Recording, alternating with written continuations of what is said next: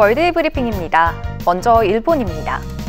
일본 중앙은행인 일본은행 우에다 가조 총재가 물가 상승률 2%라는 목표를 실현하기 위해 주의 깊게 금융정책을 추진하겠다고 밝혔습니다.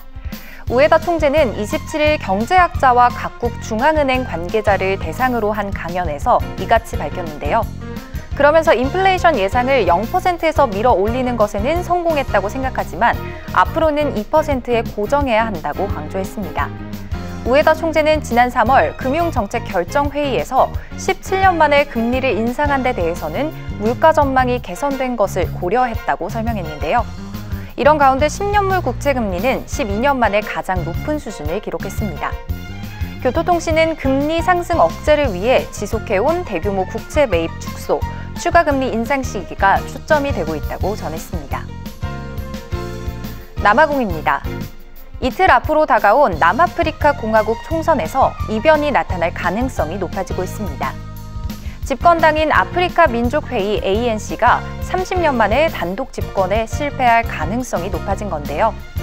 만델라 전 대통령의 뒤를 이은 후계자들의 부패와 실정으로 심각해진 경제난과 사회 불안 때문입니다. 실제로 남아공에선 15세부터 34세까지 청년층 실업률이 45.5%까지 치솟는 등 청년 세대가 고초를 겪고 있는데요.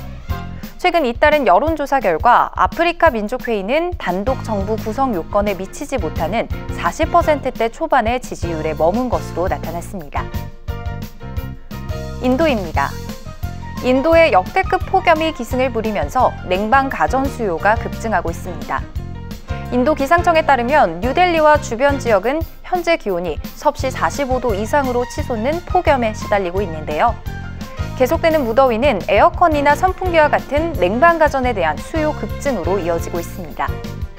특히 저렴한 가격의 증발식 냉각기는 현지인들 사이에서 큰 인기를 끌고 있는데요. 하지만 갑자기 늘어난 수요에 제품을 구하기조차 쉽지 않은 상황입니다. 결국 우리 돈으로 5만 원 하던 증발식 냉각기의 가격이 7만 4천 원까지 크게 올라 소비자들의 불만이 쏟아지고 있습니다. 끝으로 중국입니다. 휴머노이드 로봇 산업의 성장세에 맞춰 중국 로봇 부품 제조 산업도 빠른 성장을 하고 있습니다. 인간형 로봇 휴머노이드는 인공지능과 같은 소프트웨어와 컨트롤과 센서 같은 하드웨어에 모두 의존하는데요. 휴머노이드 로봇 개발이 활발해지면서 그만큼 중국의 로봇 부품 산업도 빠르게 성장하고 있습니다. 특히 중국은 세계의 공장이라 불리는 최대 제조업 기지, 창장 삼각주 지역 공급망을 통해 하드웨어 산업이 더욱 강세를 보이고 있는데요.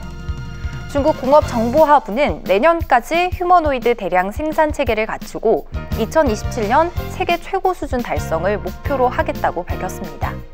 지금까지 월드이 브리핑이었습니다.